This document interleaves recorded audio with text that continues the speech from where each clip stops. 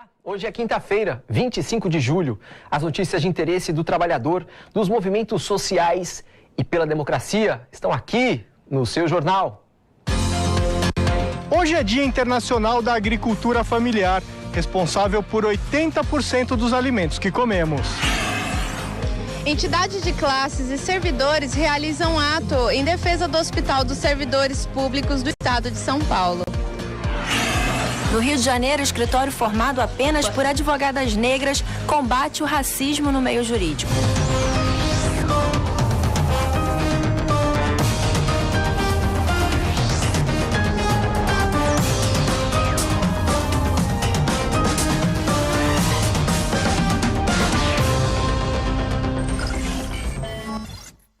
Hoje é o Dia da Agricultura Familiar. Segundo a Organização das Nações Unidas para a Alimentação e a Agricultura, a FAO, mais de 90% das 570 milhões de propriedades agrícolas no mundo são administradas por um indivíduo ou por uma família e dependem principalmente da mão de obra familiar. A reportagem é de João Miyagi. Dona Maria tem 66 anos, planta de tudo: repolho, cebolinha, alface, frutas, mandioca. Ela participa de um acampamento do MST, Movimento dos Trabalhadores Rurais Sem Terra, no bairro de Perus, na zona norte de São Paulo. Isso é uma mandioca nova, ela está cozinhando bem, a gente vende dessa forma aqui, ó. A gente vende. Ela está muito boa. Uma das características dos alimentos produzidos pelo MST neste acampamento na capital paulista é a ausência de agrotóxicos. Nós somos não só contra, mas nós fazemos o enfrentamento, porque ser contra, e a gente fala até assim, se a alimentação é um direito, que esse direito seja sem veneno, que nós temos que tirar sim o veneno da mesa, e nós temos que cada vez mais ampliar as práticas agroecológicas e cada vez mais fazer o convencimento de que não é com veneno que nós temos que se alimentar e cada vez mais as pessoas estão vindo à procura. No Brasil e no mundo, não é o agronegócio que produz a maioria dos alimentos do nosso dia a dia. Quase tudo o que comemos vem desses pequenos agricultores familiares. Tem uma demanda, tem uma oferta, a gente já é responsável por 70% do que vai para a mesa das pessoas, a pequena agricultura e assentamentos da reforma agrária, mas a gente quer ampliar cada vez mais a agricultura rural e a agricultura urbana, que ela seja totalmente limpa. Hoje é Dia Internacional da Agricultura Familiar. No Brasil, entre 70% e 80% dos alimentos são produzidos pela agricultura familiar em apenas 25% das terras usadas pela agropecuária. Hoje, atualmente, são 12 corporações que mandam na alimentação no mundo e também no mercado financeiro, enquanto a agricultura familiar permite a permanência no território, o cuidado da biodiversidade e também a manutenção da ancestralidade dos nossos alimentos. Apesar de toda essa importância, o governo Bolsonaro não estimula quem produz comida, afirma o especialista. Nós tivemos avanços importantes em outras gestões, como priorizar a compra da agricultura familiar para o Programa Nacional de Alimentação Escolar. Nós também tivemos o PAA, o Programa de Aquisição de Alimentos, e também todo o fortalecimento de créditos voltado como o Pronaf para a agricultura familiar. Hoje esses programas estão sendo reduzidos, estão sendo esvaziados e principalmente da participação social. Mesmo com o descaso do governo, os Sem Terra não desistem da missão de alimentar a si mesmos e a população. O acampamento Comuna da Terra Irmã Alberta abriga 50 famílias. Elas estão aqui há 17 anos lutando por reforma agrária. A estimativa é uma produção de 4 toneladas de alimentos por mês. A gente tem cada vez mais parceiros e pessoas nos apoiando, porque é uma agricultura de inclusão, é uma agricultura de trocas de experiências, é uma agricultura de que a gente pode, um agricultor vigiar o outro para que não use a queimada, para que não use o veneno, para que produza de forma correta. O governo Bolsonaro demitiu o presidente da Embrapa, a empresa brasileira de pesquisa agropecuária, e já avisou que a próxima indicação será por critérios políticos, rompendo a tradição de seleção técnica da casa. O SINPAF, Sindicato Nacional dos Trabalhadores de Pesquisa e Desenvolvimento Agropecuário, denuncia que as mudanças afetarão a agricultura familiar e beneficiarão o agronegócio. A reportagem é de Rosângela Fernandes. Num país tão diverso em clima e solo, a pesquisa tem papel fundamental no desenvolvimento de uma maneira própria de produzir. Há 46 anos, a empresa brasileira de pesquisa agropecuária cumpre essa missão, desenvolve tecnologia de ponta e apoia também a agricultura familiar. Desde 2016, os trabalhadores da Embrapa vêm denunciando tentativas de desmonte da empresa e agora assistem ao rompimento de uma regra histórica por parte da ministra da Agricultura do governo Bolsonaro. Depois de exonerar o presidente, o anúncio de que a nova escolha será realizada apenas por indicação política. Quando ela dá sinais que vai mudar isso, ela agride esse processo que há tanto tempo estava constituído dentro da Embrapa. É um processo claro e transparente, que se pode fazer críticas, mas é melhor do que ter simplesmente uma indicação política para estar dirigindo a presidência da Embrapa. É importante que esse processo seja um processo público, transparente, onde os candidatos, os pretensos candidatos, possam colocar à disposição do governo os seus currículos, colocar à disposição do governo propostas e projeto de gestão para a empresa. A mudança teria um objetivo específico. Sair da esfera de dentro da Embrapa, com seus critérios de pesquisa pública, para ter uma dimensão muito mais voltada ao mercado e aos interesses dessa bancada ruralista. A atual ministra, Tereza Cristina, foi presidente da Frente Parlamentar Agropecuária e articulou a bancada do agronegócio no apoio a Bolsonaro. Hoje, esta é a segunda bancada da Câmara, com 207 deputados. O general Oswaldo de Jesus Ferreira é cotado para assumir o cargo, mais um general entre os mais de 40 militares em postos de comando do governo Bolsonaro. Os trabalhadores temem pelo futuro, não só dos funcionários, mas também da política de pesquisa agropecuária no país. Também há um risco deles se afunilarem só para determinado campo e para determinados interesses. De que maneira? Só pesquisar em relação a commodities, em especial soja, milho, e deixando de lado a agricultura familiar, deixando de lado a agroecologia, o pequeno produtor, e só pensando em projetos que atendam aos grandes produtores, exportadores desses commodities. O Hospital do Servidor Público de São Paulo está agonizando. Com a falta de funcionários, leitos e salas de cirurgias fechados, trabalhadores públicos estaduais que utilizam o serviço realizaram um ato para denunciar o sucateamento do hospital. O Hospital do Servidor Público de São Paulo é referência no atendimento de 1.300.000 pessoas no estado. A reportagem é de Daiane Ponte. O Hospital do Servidor Público Estadual pertence ao IANSP, o Instituto de Assistência Médica ao Servidor Público Estadual. Toda a rede está em situação crítica. Ana Cristina Manente, presidente da Associação de Funcionários do IANSP, observa diariamente o descaso com os usuários. Pela falta de concurso, que o governo não abre concurso para o IANSP, isso está gerando um déficit aqui no IANSP. E vai refletir diretamente no paciente, pela falta de assistência. E fora a falta de material, a falta de medicamentos, a falta de médicos, de consultas, de exames. Então isso impacta muito ao paciente. O Hospital do Servidor Público do Estado de São Paulo é o maior da rede. Possui mais de 1.000 leitos, 3.000 funcionários e ainda conta com mais 17 unidades em todo o estado. Mas sofre com cortes de orçamento desde a gestão Alckmin e agora também no governo Dória. Funcionários da rede de hospitais, servidores públicos e sindicatos da categoria se reuniram em frente ao Hospital do Servidor Público do Estado de São Paulo, na zona sul da cidade, para cobrar do governo medidas contra o sucateamento do IANSP.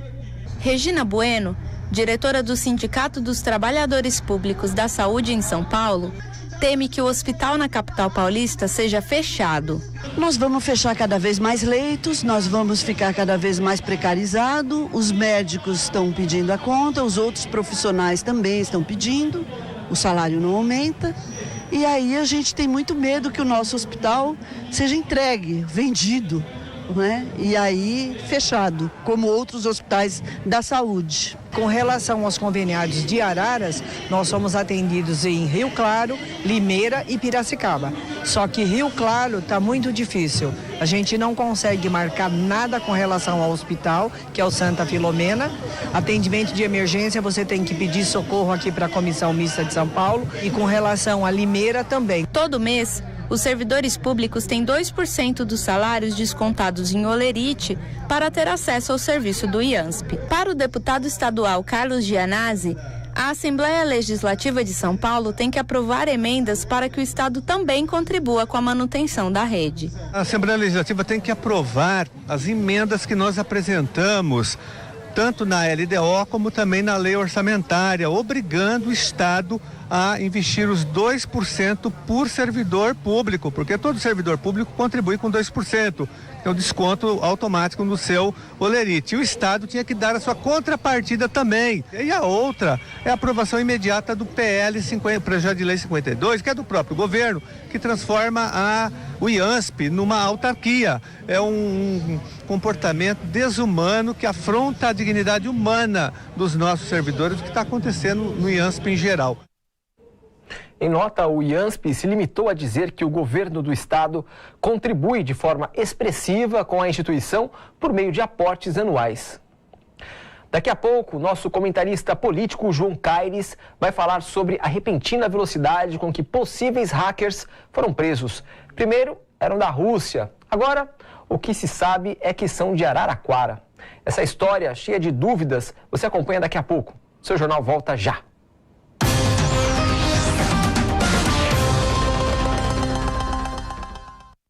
É fundamental apoiar os espaços democráticos de comunicação. Assine catarse.me/TVT. Você estará apoiando a TVT e a Rádio Brasil Atual. catarse.me/TVT.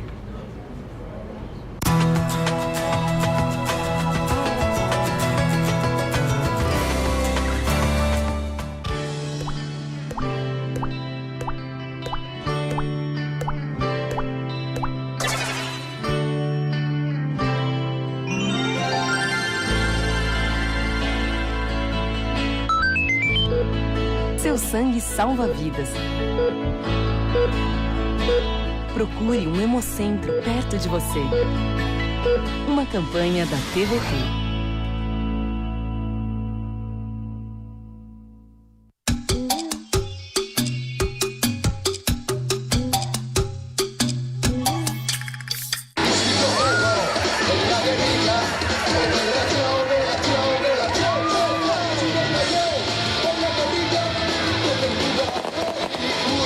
O STF hoje é um tribunal abaixo do Tribunal Federal, ele está abaixo de tudo, ele está abaixo do Moro, porque ele tem medo, tem vergonha de contrariar.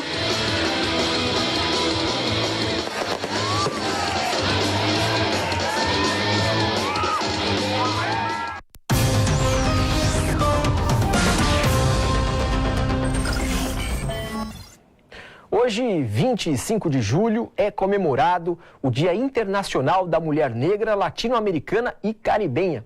A data tem como objetivo dar visibilidade para a luta das mulheres negras contra o preconceito por conta do gênero e também a cor da pele. Neste momento, acontece em São Paulo a Marcha das Mulheres Negras, ato que visa denunciar o preconceito racial, políticas de desmonte dos direitos sociais e também retrocessos promovidos pelo governo. A repórter Marta Raquel conversou mais cedo com participantes do ato. A gente tem um manifesto com várias reivindicações em torno dos nossos direitos básicos, fundamentais, e com legados históricos também da luta das mulheres negras, né, contra a violência, contra o genocídio, por saúde, por educação em defesa da Previdência. E as mulheres negras, que são a maioria das mulheres desse país e que fazem parte da maioria do povo brasileiro, precisam, né, estar fortalecidas na luta coletiva para reivindicar os nossos direitos e lutar contra todos esses tipos de atraso, né? Esses governos, tanto a nível federal quanto a nível estadual, têm aplicado grandes retrocessos que têm trazido esse atraso para o nosso país e levado a gente a números absurdos, né? Crescentes de feminicídio, crescentes de encarceramento das mulheres negras, crescente do feminicídio, da morte da juventude negra. Nós não estamos mais tolerando que a mulher preta ela seja vista apenas como a babá, apenas como aquela mocinha da limpeza. Chega. Nós temos juízas, nós temos advogadas, nós temos professoras incríveis, brilhantes, e é isso, é o útero da mulher preta lá atrás, no começo de África, que movimenta o mundo, que traz aí em voga a sociedade. A sociedade impõe que o negro ele tem que limpar sempre o chão dos brancos, né? Então, assim, o fato da gente estar aqui hoje, no dia 25 de julho, nesse ato, nessa marcha, é uma vitória. Ser uma mulher negra na sociedade é difícil, mas eu acho que, para mim, é uma honra eu ter nascido negra, é uma honra eu ter vindo dos meus quilombos, né, que é a minha família. E eu acho que ser uma mulher negra na sociedade é você saber lutar, é você saber se impor e você saber que todos os dias é uma batalha, mas todos os dias é uma dádiva também. E no Rio de Janeiro, a repórter Viviane Nascimento mostra a história de 4 advogadas negras que desafiam o preconceito no meio jurídico. Frases absurdas. Mas, Ângela, você quer ser advogada? Você não tem cara de advogada. Você é advogada e ainda criminal, mas você não parece advogada criminal. O juiz leigo, quando eu entrei na sala de audiência, o autor era um homem e ele me perguntou se eu era o Leonardo, porque para ele era muito mais fácil eu ser o cliente trans do que ser uma advogada negra. Os comentários ouvidos nos fóruns e tribunais revelam o racismo enraizado no meio jurídico. Andando pelos corredores, as sócias do escritório Borges e Mariano chamam a atenção num ambiente majoritariamente branco. Formado apenas por advogadas negras, o escritório dá um recado aos preconceituosos. Aqui tem muita competência. Nós estamos há 6 meses apenas, 6 meses, já temos uma cartela de clientes interessante, ONGs, artistas, né? É muito bom poder participar disso, porque a ideia é, além do atendimento jurídico para a população preta, é também para qualquer pessoa. Nós somos advogadas competentes para tratar de qualquer assunto. O nosso lema é advocacia preta feminina unida numa só força. A discriminação ocorre desde o início da carreira. Eu estudei na Zona Sul do Rio de Janeiro, então você pode imaginar que eu era a única negra na sala. Quando eu comecei a estagiar, no escritório eu era a única negra estagiando. Quando eu vinha para o fórum para resolver algumas coisas, eu já não era, naquela época, como estagiária, eu já não era reconhecida. Fui trabalhar meu primeiro emprego como advogada foi no escritório na Barra da Tijuca. Então, mais uma vez, eu era a única negra. Se a participação no meio jurídico já é pequena, o número de mulheres negras ocupando cargos de poder é ainda menor. A estatística hoje no Datafolha e do IBGE é 2,04 mulheres assumindo posição de liderança em qualquer âmbito que seja, tanto no jurídico, administrativamente, CEO, gerentes de empresa. Quando você olha o mundo corporativo, você não vê essa representatividade feminina e muito menos da mulher preta. A reação dos clientes ao contatar o escritório também passa pelo recorte de classe, raça e gênero. As mulheres pretas, elas ficam realmente muito encantadas de ver um escritório de advocacia composto assim, né? Porque, na verdade, é uma representatividade. Já os clientes, que são os clientes da minha área, né? Que é a adoção, que geralmente é classe média alta e são pessoas brancas, geralmente eles não me conhecem. Então, eles fazem um contato via telefone, porque alguém me indicou. E aí, quando eles me veem, eles se assustam. O escritório traz um novo olhar sobre as questões que afligem a população negra no meio jurídico, como o alto índice de encarceramento. É para defender bandido? Não é para defender bandido. Você reduz muito a atuação do criminalista quando você faz isso. Muita prepotência você achar que o bandido tem uma cor, que ele tem um local, que ele tem um território e esse cara é negro. Fortes e determinadas, elas mostram que ninguém lhes tira o direito de exercer a profissão que escolheram. E eu sou capaz de defender o meu cliente em audiência, de prestar o meu serviço de qualidade, independente da minha cor, independente de qualquer coisa. Eu sou uma mulher preta advogada. Eu me formei para isso, eu me preparei para isso. A minha cor não limita o meu profissionalismo. E vamos ao vivo, direto para a Praça da República em São Paulo, onde acontece a Marcha das Mulheres Negras e por lá está bem movimentado nesse momento. Para que a Constituição cumpra o seu dever, são encarcerados. Nós queremos a liberdade de Preta Ferreira. Nós queremos a liberdade de Sidney. Nós não queremos mais os nossos votos presos ou encarcerados. Seguiremos em luta. Somos mulheres, somos preta, somos travesti. E estamos em marcha. Viva o povo preto!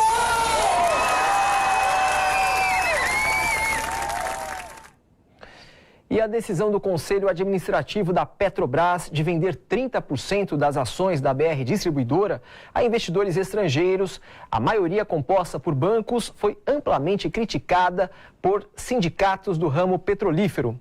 A BR Distribuidora é uma subsidiária da Petrobras que responde pela distribuição e venda de derivados do petróleo produzido pela estatal brasileira, como biodiesel, diesel, gasolina e óleo, entre outros produtos. A FUP, Federação Única dos Petroleiros, entrou com uma ação popular para anular a venda. Se concluída, a participação acionária da empresa cairá drasticamente de 71% para 41,25%. Os sindicatos estão em alerta e agora eu converso com o Alexandre Castilho, que é diretor do Sindipetro São Paulo, sobre esse assunto. Boa noite, Alexandre. Seja bem-vindo aqui ao seu jornal, Boa noite. Obrigado, André. Boa noite. Bom, primeira coisa é como é que essa venda vai impactar na vida das empresas, essa questão da Petrobras, a venda, vai impactar na vida dos brasileiros e como que cada um de nós pode sofrer, pode perder com esse gesto do governo Bolsonaro? Bom, André, o que está ocorrendo, né? A Petrobras ela foi criada para poder atender o Brasil como um todo e o povo brasileiro através de localização do petróleo, refiná-lo, produzindo os combustíveis e conseguir distribuir, para chegar num preço adequado para a população e com a qualidade também correta.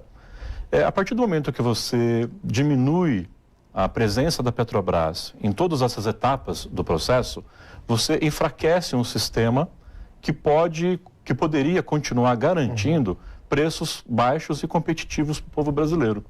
Então, o que está sendo feito é uma mudança de toda uma política que visava anteriormente a privilegiar o povo brasileiro a ter acesso aos combustíveis, né, e o gás de cozinha, todos os derivados de uma forma geral, em preços competitivos.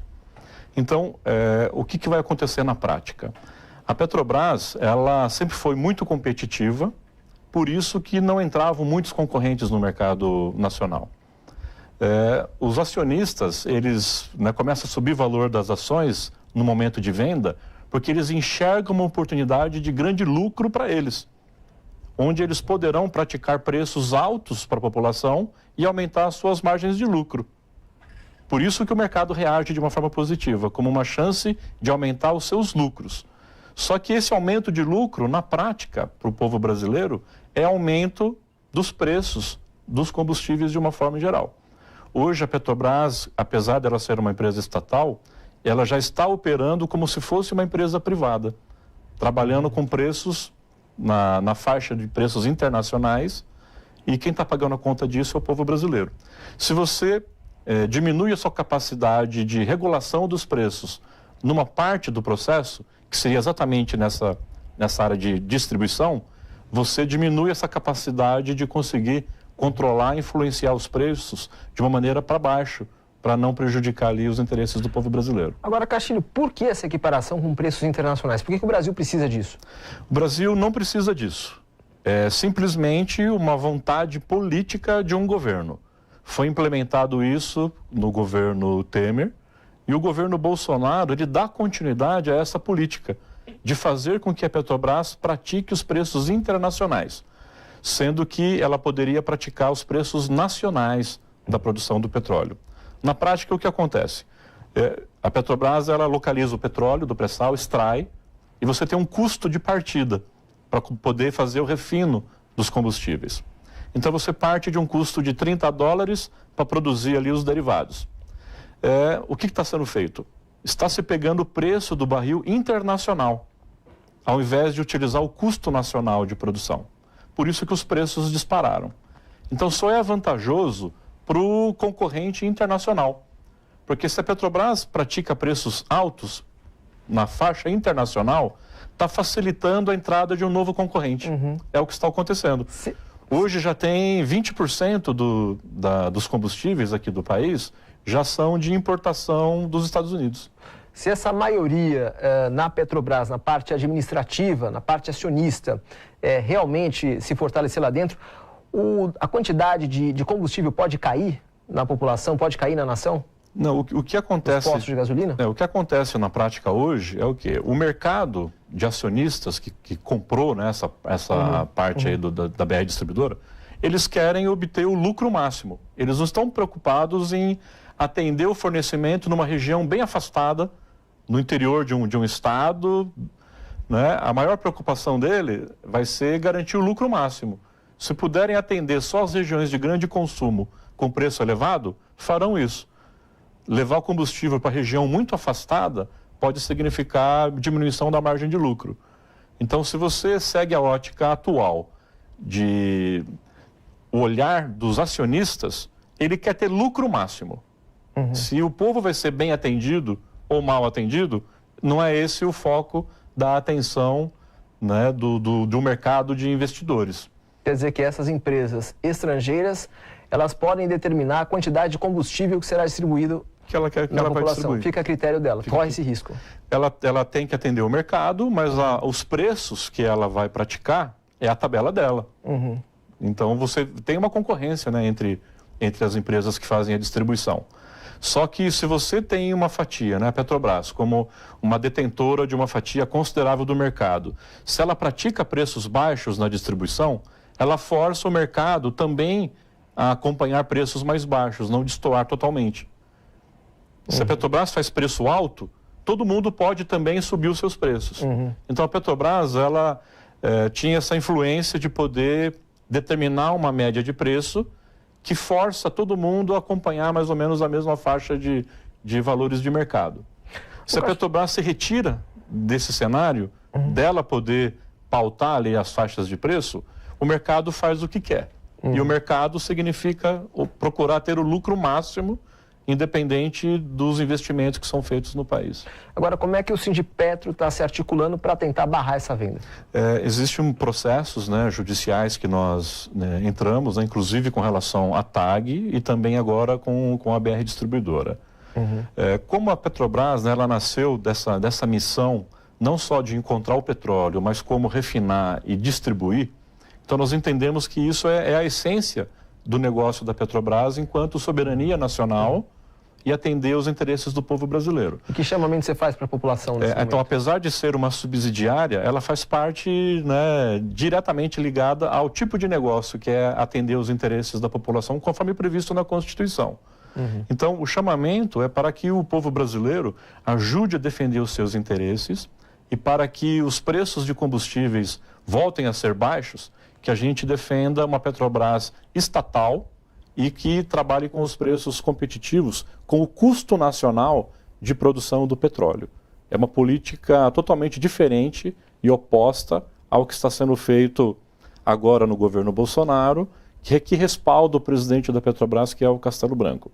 Então não está num foco de defender a soberania nacional e de garantir preços acessíveis para a população. O foco que toma conta nesse momento é privilegiar os acionistas ali. Então, só com uma reação popular na defesa de uma Petrobras estatal é que nós vamos poder garantir realmente que ela volte a atender a população de uma forma adequada. Castilho, obrigado pela presença aqui no seu jornal mais uma vez, viu? Ok, eu que agradeço. O Entrevistas desta quinta-feira, dia 25, é com a deputada federal Jandira Fegali, do PCdoB do Rio de Janeiro. Juca Kfouri e Jandira batem um papo sobre política no Brasil e o papel da oposição no governo Bolsonaro.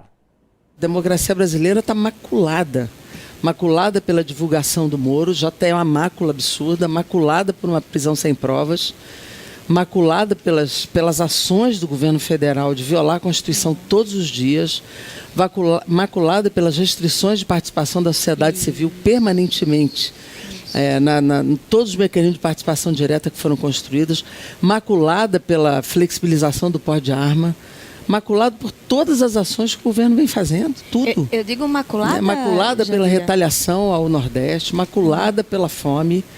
Olha, desigualdade é que macula a democracia. Não percam, o Entrevistas vai ao ar logo mais às 10 da noite aqui na TVT e nas redes sociais. Veja agora como fica o tempo nesta sexta em São Paulo e outras cidades. Céu parcialmente nublado nesta sexta-feira em São Paulo, com máxima de 27 e mínima de 13 graus. Apesar do friozinho, não chove. Umidade relativa do ar em média de 35% e índice ultravioleta alto. Em São Bernardo do Campo, variação de nuvens sem chuva. Temperatura máxima de 27, mínima de 13 graus. E em Mogi das Cruzes, céu nublado com algumas aberturas de sol. Não chove. Temperatura máxima de 27 e mínima de 12 graus. Já em Brasília, predomínio de sol ao longo da sexta-feira. Não há previsão de chuva. Máxima de 26, mínima de 15 graus. Hoje completa 6 meses o rompimento da barragem do Vale em Brumadinho, Minas Gerais. Desde 25 de janeiro, a cidade convive com luto. Até o momento, 248 mortos foram identificados e 22 pessoas continuam, infelizmente, desaparecidas. A reportagem é de André Vieira e Sebastião Soto, da Telesur. Familiares realizaram nesta manhã 2 atos em homenagem às vítimas. Eles se juntaram no Memorial de Brumadinho após marcharem pela cidade. Eles ainda lutam pelas indenizações e para que os culpados sejam punidos e para que outras tragédias, como a de Brumadinho, não se repitam. Companheiras como eu, tá perdendo os companheiros, filho perdendo pai, mãe perdendo os filhos, igual ele era o único filho da mãe e do pai. Né? Ela tinha um casal. Hoje a irmã está aí sofrendo sem o único irmão, né, que nada substitui. Um irmão, alguém querido da família. Então eu acho que o momento que a gente tem que lutar é por isso, para não estar acontecendo essas tragédias. Estou aqui nessa homenagem às vítimas de Brumadinho. Eu sou uma das vítimas, porque meu irmão morreu lá, saiu de manhã para trabalhar e até hoje só encontra pedaço. E é muito sofrimento para nós, muito sofrimento mesmo, para toda a nossa família, entendeu? Muito sofrimento. Porque uma pessoa que sai para trabalhar, para buscar o pão de cada dia, morre numa lama daquela lá. Ninguém merecia ter morrido, ninguém. Depois do intervalo, o comentarista João Caires vai analisar o anúncio que Sérgio Moro acaba de fazer de que vai destruir as mensagens apreendidas com os hackers de Araraquara. Você vai ver já já.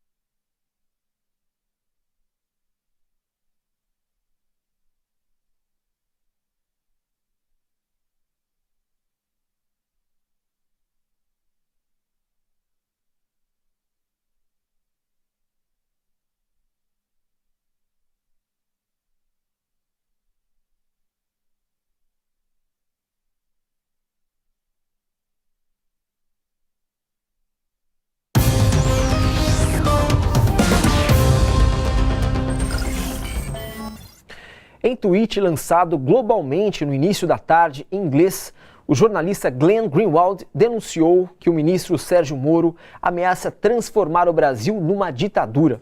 O editor do Intercept afirmou que Moro pode ressuscitar a Lei de Segurança Nacional para prendê-lo. Glenn escreveu, abre aspas, impensável em qualquer democracia.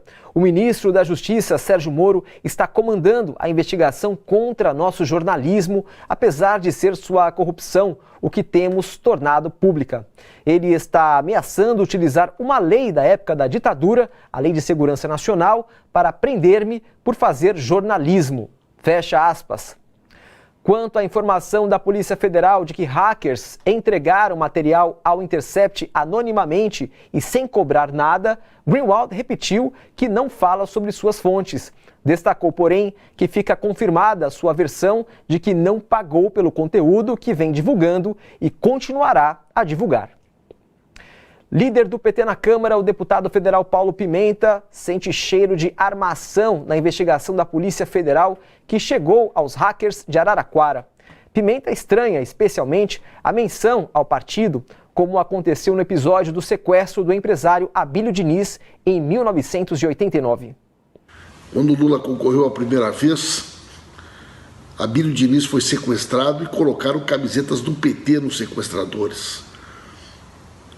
Agora, na história da facada, até hoje mal explicada, o Adélio foi considerado incapaz.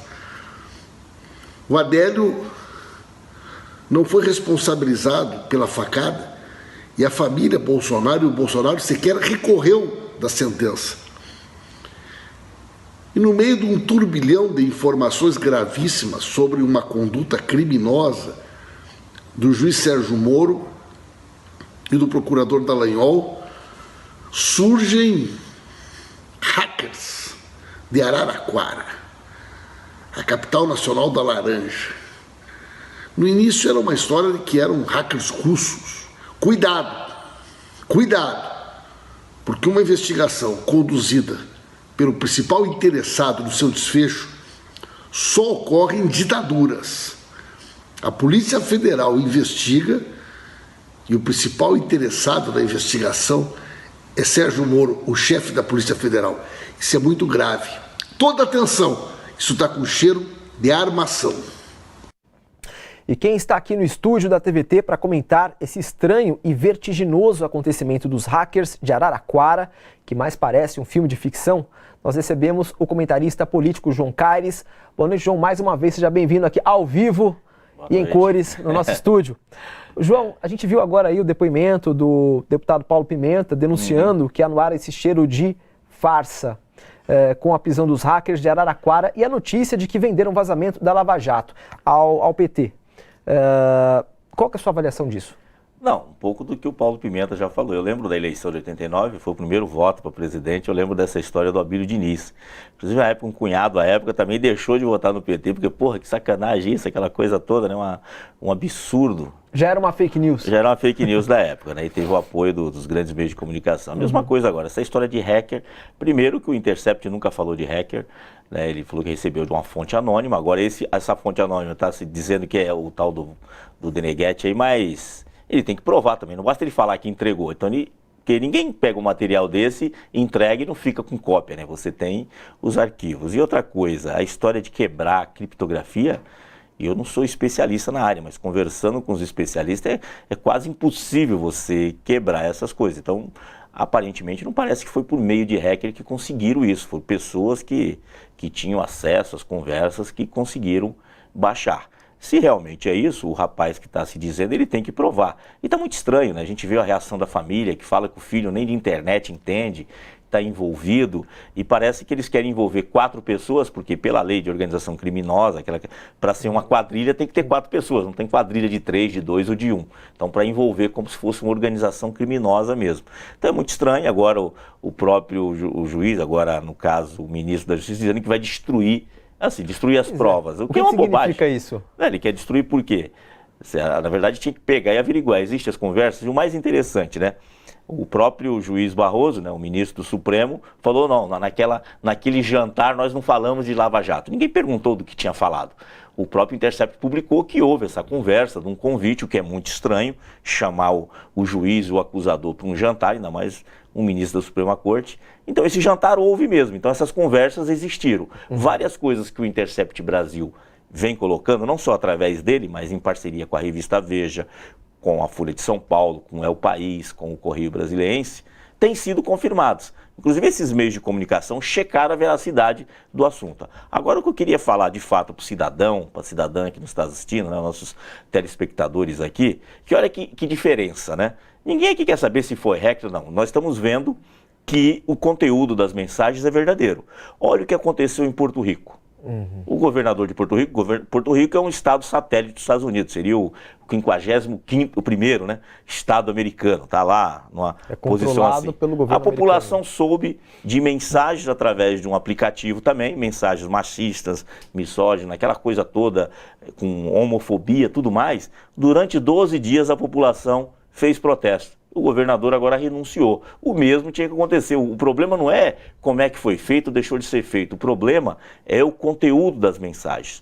O que tem nas mensagens demonstra claramente que a Operação Lava Jato foi feita para incriminar adversários políticos de uma maneira tosca, né? Porque sem prova, sem nada, tem pessoas presas. É isso que a população tem que ouvir, que se aconteceu isso com o ex-presidente da República, que teve quase 90% de aprovação, o que dirá de nós, simples mortais, o que eles não podem fazer adulterando provas ou fazendo uma operação desse jeito. Então, o problema maior que eu vejo não é nem entrar nos detalhes aí do Moro, de falar de investigação, que já acho um erro. Ele é a pessoa que está sendo, na verdade, deveria estar sendo investigada. E ele está usando o sistema opressor do Estado para combater isso. Então, ele está se utilizando do cargo para tentar se defender ou tentar descaracterizar o jornalista Glenn Greenwald, que é uma pessoa muito bem conceituada no mundo jornalista, já teve vários prêmios, e eles querem descaracterizar, desacreditar, utilizando desse método. Você acha que o Moro, ao invés de querer destruir a prova, devia apresentar a prova da inocência dele? Na verdade, se agora ele disse que tem, que o cara disse que entregou, vamos comparar então, se não tem nenhum problema, porque era muito interessante, né?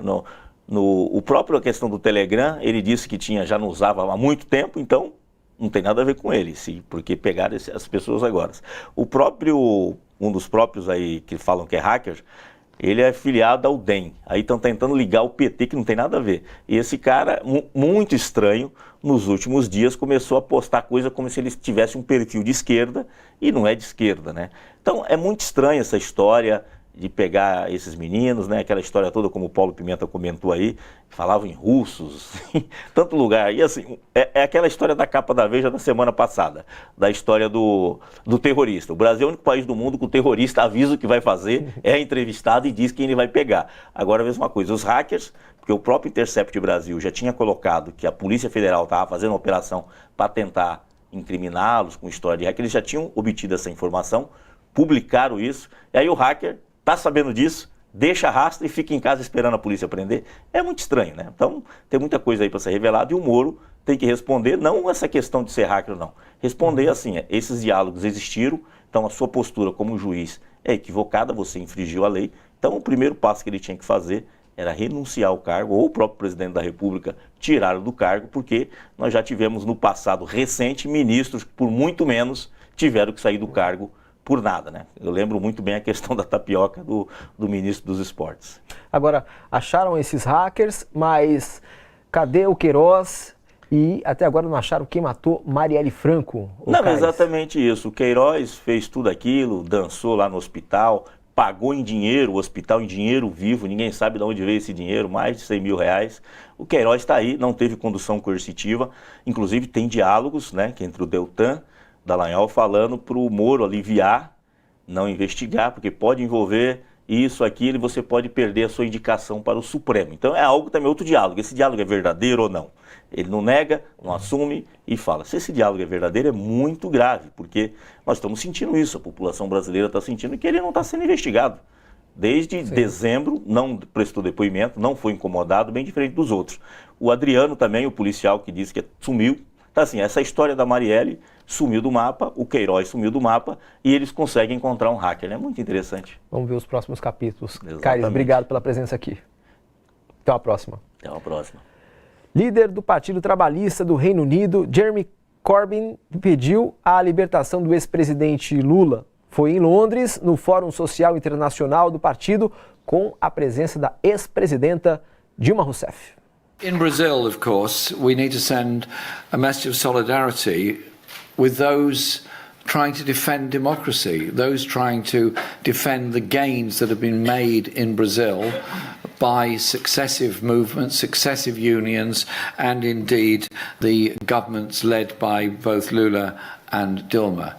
And the continued imprisonment of Lula is completely unacceptable, and I think we just have to say we send a message of solidarity to Lula and call for his release from prison so he can continue his work as a socialist, as a trade unionist and as a political activist in Brazil that has tried to unite people, to defend living standards and to defend the natural world and environment and have a much more progressive approach to environmental politics than the current president of Brazil does. Can we just convey that message to them as well?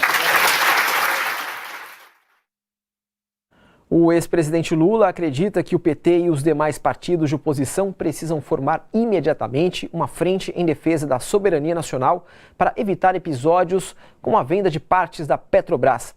Foi o que disse agora, à tarde, em Curitiba, o senador Jacques Wagner, do PT da Bahia, após visita a Lula. Ele disse, para mim o mais importante não é o Lula livre. Para mim o mais importante é a defesa da soberania nacional, é a defesa dos interesses, dos direitos dos trabalhadores. E você sente que o que mais agonia ele, o que mais dói na alma dele, é ele estar ali dentro e estar vendo o nosso Brasil ser praticamente entregue de graça, como tem sido entregue partes importantes da Petrobras, como venderam agora praticamente a BR Distribuidora, venderam toda a rede de gás do Nordeste. O que está sendo feito com a ciência e tecnologia, com a educação, com os direitos dos trabalhadores, a truculência com que está sendo tratado o povo brasileiro. Então, a preocupação verdadeira dele é como o PT, os partidos progressistas se organizam para fazer um projeto em defesa da soberania nacional. Eu gosto de dizer que a luta Lula livre é igual à luta das mães argentinas, as mães da Praça de Maio, que não saíam da praça até que soubessem qual o destino que seus filhos tinham tomado. E nós não vamos sair do acampamento até que a justiça seja feita e em vez da gente gritar Lula livre, a gente possa abraçar o Lula livre aqui nesse lugar. E uma última notícia, a revista Veja acaba de publicar que um dos hackers, o Danilo Cristiano Marques, fez campanha para Bolsonaro nas eleições de 2018. Para assistir às reportagens do seu jornal e também os outros conteúdos produzidos pela TVT, é só acessar o nosso portal. O seu jornal termina aqui, até amanhã, e a luta por direitos humanos e democracia continua.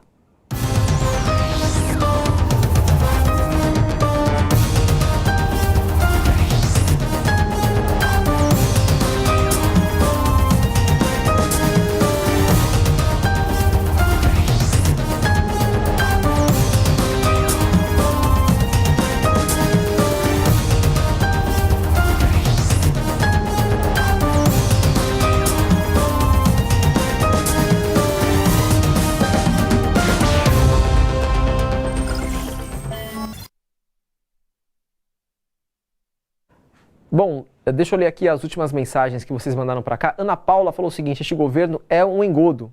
Cadê o critério técnico para nomeações? A regra é o interesse político do agronegócio.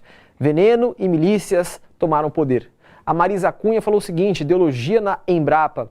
Estes fascistas querem acabar com o que funciona no Brasil. Gente, amanhã é sexta-feira, nós estamos aqui esperando você às 7 horas da noite. Muito obrigado pelas suas mensagens, pelo seu carinho. Continuem participando e até amanhã. Boa noite.